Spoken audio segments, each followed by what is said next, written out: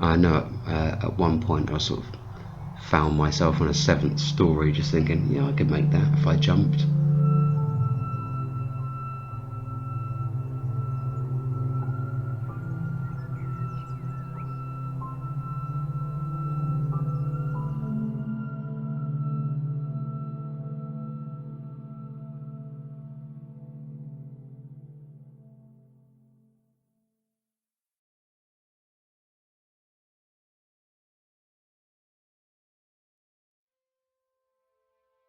I suffer from both anxiety and depression, and it can be a bit of a roller coaster ride.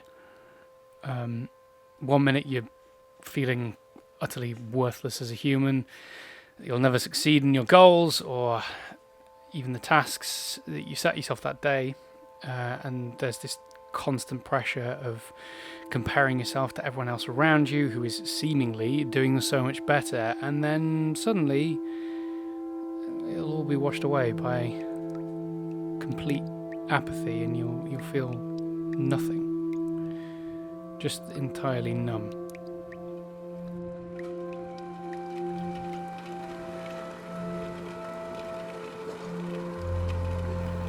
At my worst, I physically feel empty. I have no energy. Breathing becomes weighted on my chest. I feel like I'm not in my body anymore.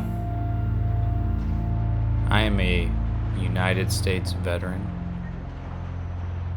with mental health issues. My mental health issues, aside from PTSD, did not come from the military. But I joined the military when I was 19, and I remained undiagnosed for bipolar disorder for 7 years after that. I was only diagnosed once I got hit by a car and broke my neck.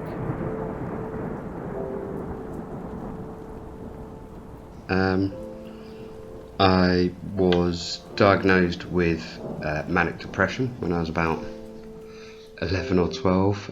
Personally and almost personality wise, I felt like a bit of a loose cannon. So I sort of retreated into that. I basically lost 10 years of my life just, doing drugs. But, I was kind of a functioning alcoholic and drug addict for about a decade, from 18 to 28, I suppose, which is when I met my now partner, my now wife. It certainly, until her, it was very difficult for me to establish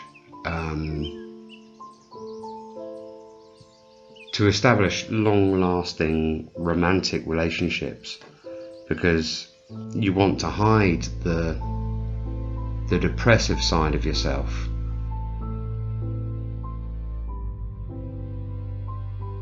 The only way I can describe it is sort of like you're sat in a room, and everyone you love's outside, and you can see them through the window. And all you have to do is get up and walk outside to open the door, but you can't. You can't get up. Even though you want to go up, your legs won't move. So you want to do all these things, but your body won't let you do them. It's like debilitating. It stops you from doing things you want to do, even though you know you want to do it. Your mind tells you not to do it, because what's the point?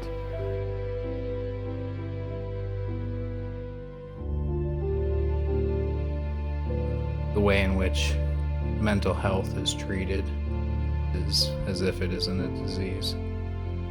I try my best to protect myself and others when I am having a hard time, but with no one else believing you, it's hard to do anything except just say, I'm sick.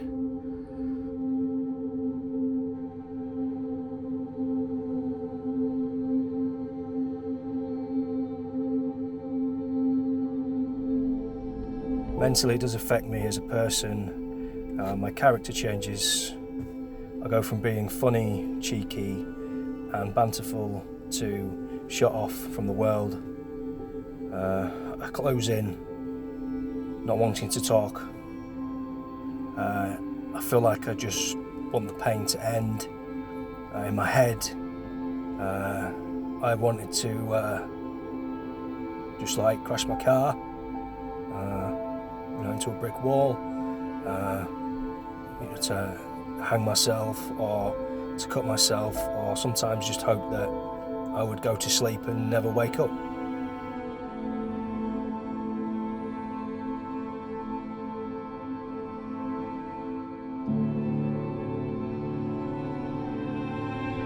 You know, time ticks by and you get older, and you know that time is essentially running out, as it is for everybody else, and you have this very distinct feeling that that everybody else in the world is having a better time than you are, which I'm sure isn't true.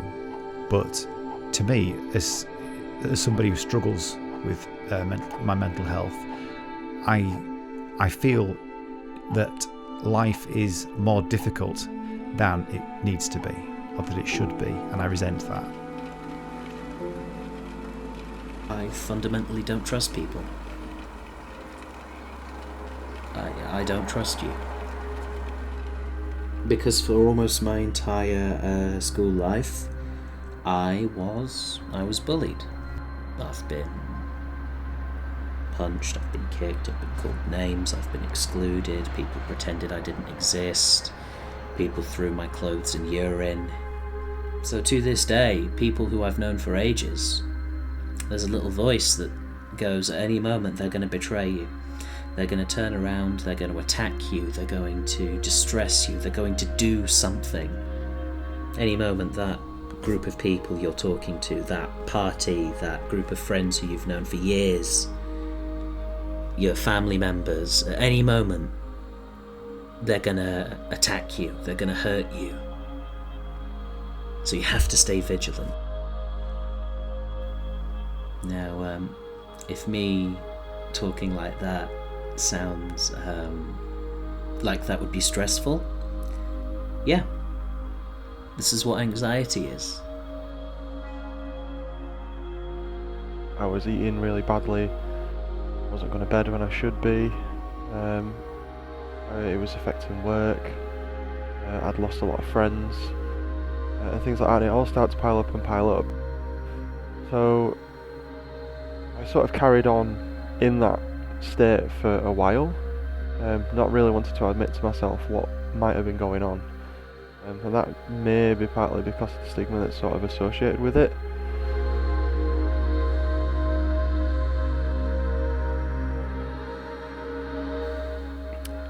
If you are in a position where you are genuinely considering taking your own life, the last person you're thinking of is yourself.